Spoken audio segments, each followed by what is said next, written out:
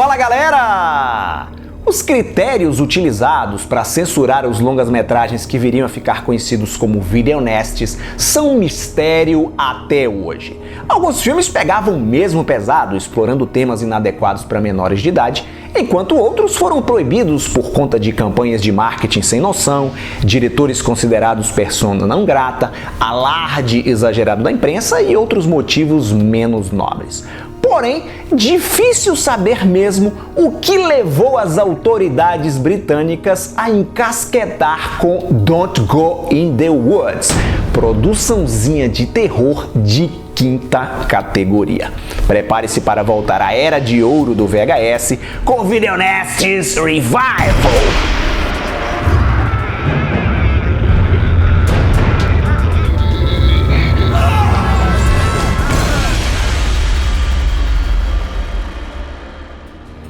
Apesar de Halloween, A Noite do Terror, lançado em 1978, ter dado pontapé inicial na era dos maníacos assassinos, só foi mesmo a partir de Sexta-feira 13 de 1980 que o cinema de terror slasher ganhou força. Surgiram fitas de tudo quanto é tipo, tentando pegar carona no sucesso de Michael e Jason. O norte-americano Don't Go in the Woods, lançado em 1981, talvez seja uma dessas cópias mais picaretas. O filme, que aqui no Brasil recebeu o título de Perigo na Floresta, é de um amadorismo sem tamanho, como poucas vezes se viu no cinema. A trama, se é que dá para chamar isso de trama, acompanha um grupo de mochileiros que decide acampar numa floresta. Visto que a produção foi feita com pouquíssimos recursos, os jovens se ajeitam no meio da mata mesmo, nada de camping no estilo Crystal Lake, com cama, chuveiro, luz elétrica, etc. O que essa galera não sabe, nem desconfia, é que um serial killer vive ali nas redondezas e está matando geral. Passou perto dele, babau. Quando um famoso ornitólogo desaparece naquele lugar, a polícia, que não está nem um pouco interessada nesse caso, é obrigada a entrar em cena para investigar o paradeiro do rapaz. O longa-metragem, que tem sérios problemas de roteiro, alterna mortes aleatórias, personagens, vítimas que aparecem do nada e desaparecem na mesma velocidade, com momentos dos acampantes, cujo assassino vai espetando um a um. Isso mesmo que você ouviu, espetando.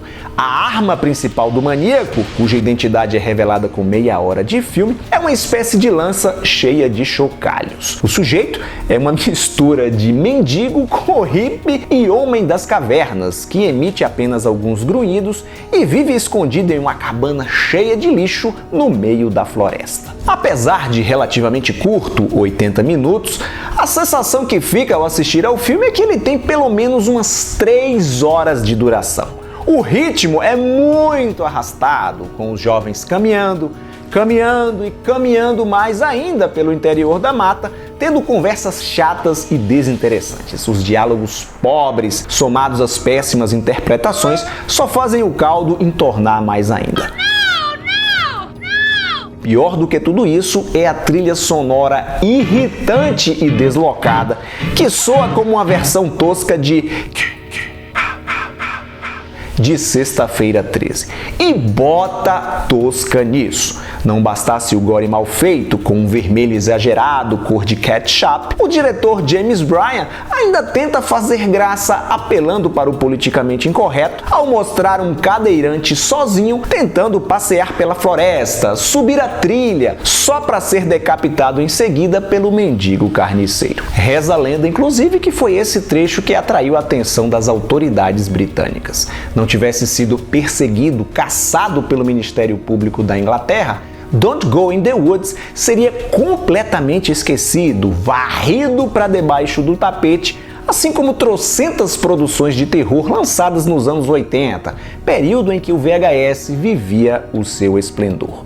Um trabalho de absoluta incompetência, beneficiado por uma ironia do destino. Ao entrar na lista dos videonestes, o filme do diretor James Bryan, ao longo dos anos, alcançou um status de cult que nem de longe fez por merecer.